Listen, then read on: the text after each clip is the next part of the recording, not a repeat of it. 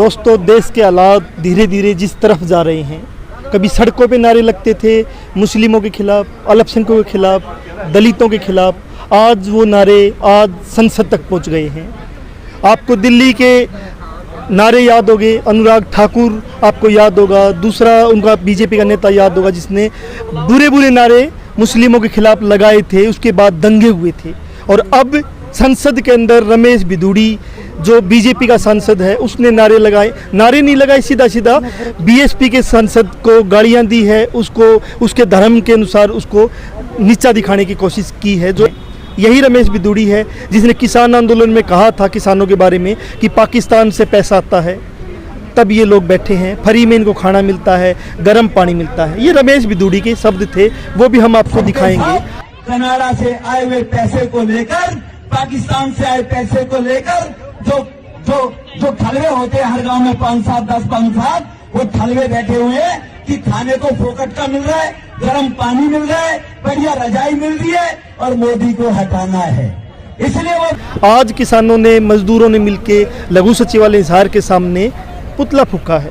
पुतला जलाना तो चाहिए था विपक्ष की पार्टियों ने और उस बीएसपी पार्टी ने जिसका सांसद दानिश अली है, लेकिन बीएसपी का रोल जिस प्रकार से धीरे धीरे सत्ता के नीचे जा रहा है, सत्ता के गलियारों में उसकी चर्चाएं जैसी हो हम देखेंगे। तो हमारे साथ महिला नेता भी हैं।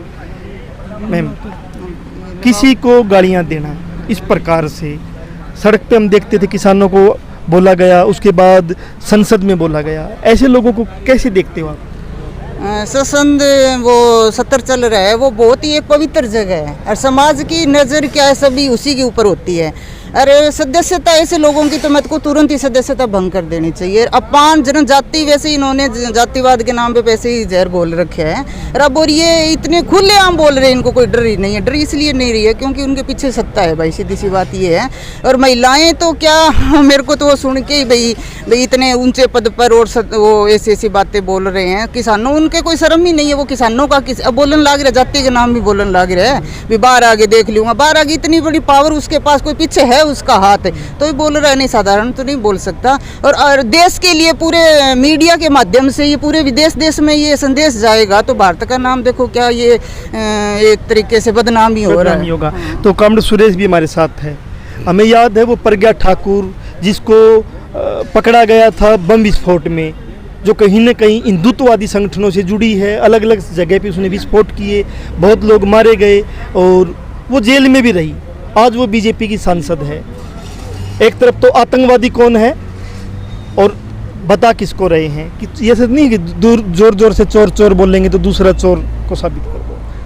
ऐसा है, जो भी आपके चैनल के माध्यम से जनता देख रही है उनसे अनुरोध हम करना चाहते हैं कि ऐसे सवालों को लेकर जनता को रोड पे आना चाहिए। एक बात तो ये है। दूसरा, जो आज राज में बैठी है पार्टी जिसका राज है, वो चाहे जनसंघ के नाम के लोग हैं, चाहे कोई और बीजेपी के लोग हैं, चाहे कोई आरएसएस के लोग हैं, सब मिले जुले लोग हैं। मुख्य तो आरएसएस के लोग हैं, वही चलाते हैं सब कुछ, उनके बगैर चलता नहीं। आरएसएस एक वो संगठन है और ये भारतीय जनता पार्टी तो 80 में गठन हुआ इसका। पहले तो जनसंघ था, दीवार का निशान था, दीवार के ऊपर हम देखते थे लिखा हुआ जनसंघ पुराने टाइम में। और जो राष्ट्रीय झंडा का मतलब अभी तक इनके नागपुर में जो दफ्तर था उसके ऊपर नहीं चढ़ाया गया था। अब मजबूरी में लोगों ने सवाल किए हैं, जनता ने किए, तो वो भी मुख्य जगह नहीं है, वो भी साइड में उन्होंने चढ़ाया है।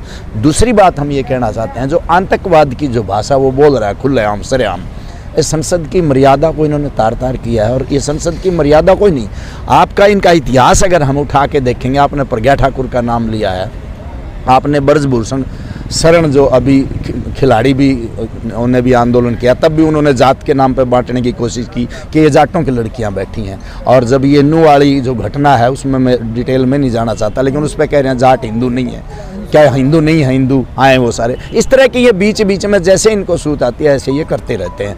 चाहे इनका वो वीर सावरकर की बात करते हैं, वो वीर नहीं था असल में, उन्होंने लगाया है। सावरकर देश की आज़ादी के आंदोलन में जेल में रहा।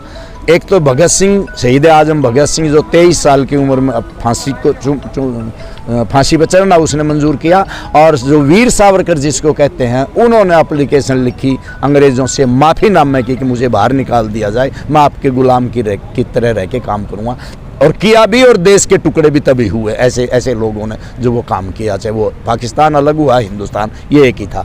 ऐसे अगर आप देखोगे नथुराम गोडसे का आप इतिहास उठा के देखोगे, सड़क पे हम लगातार सुन रहे थे हेट स्पीच, सुप्रीम कोर्ट ने बोला कि हेट स्पीच पे रोक लगे, जो हेट स्पीच करेगा उस पे केस दर्ज हो। अब क्या होगा, इस पे कोई केस दर्ज होगा या नहीं होगा, क्योंकि संसद में ही ऐसे बयान इन्होंने दिए हैं। जो आरएसएस और भारतीय जनता पार्टी के विचार हैं वो सही मायने में रमेश विद्युड़ी जी के द्वारा स्थापित होते हैं। रमेश विद्युड़ी एबीवीपी से चल करके 3 बार विधायक और 2 बार सांसद रहा। ये एक आदमी के विचार नहीं है, ये एक एमपी के विचार नहीं है, ये आरएसएस और बीजेपी जो इस देश में करना चाहती है वो उसका ओरिजिनल चित्र है। इसको ये सज़ा देंगे नहीं देंगे ये कोई मायना नहीं रखता, पर जनता इस देश की क्या फैसला लेगी ये मायना रखता है। इस देश को बचाना है, इस देश के संविधान को बचाना है, आम जनता को बचाना है, तो आम जनता ने ही आगे आकर के खड़ा होना होगा। मेरा सवाल ये भी है, नई संसद में प्रवेश हुआ, पहला ये विशेष अधिवेशन संसद का था, राजदंड की स्थापना हुई। क्या सरकार संदेश देना चाहती कि राजदंड मुस्लिमों के, अल्पसंख्यकों के, दलितों के खिलाफ है?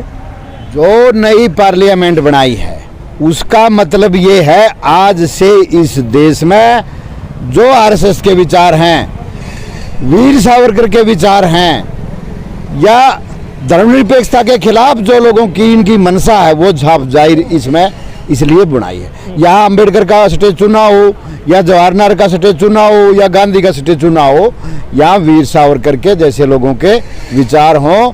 इस देश को बहुत गर्त में ले जाने की आज से एक बड़ी लाइन इन्होंने खींच दी है। भारत आज़ाद होने के बाद पहली आतंकवादी कार्रवाई नाथूराम गोडसे द्वारा महात्मा गांधी की हत्या थी। उस नाथूराम गोडसे को अपना आराध्य मानने वाले, अपना आदर्श मानने वाले लोग ही रमेश विद्युड़ी जैसे लोग हैं, जो सियासत में नफरत पैदा कर रहे हैं, नफरत का बाजार खोलना चाहते हैं और इस देश को ही नफरत की दलदल में एक बार झोंक देना चाहते हैं। हिंदू मुस्लिम के नाम पे, कभी हिंदू सिख के नाम पे, कभी दलित के नाम पे, कभी आदिवासियों के कत्लेआम के नाम पे। आप जब भी देखोगे तो पीड़ित के खिलाफ खड़े लोग ही कहीं ना कहीं संघ से या संघ परिवार से जुड़े लोग मिलते हैं।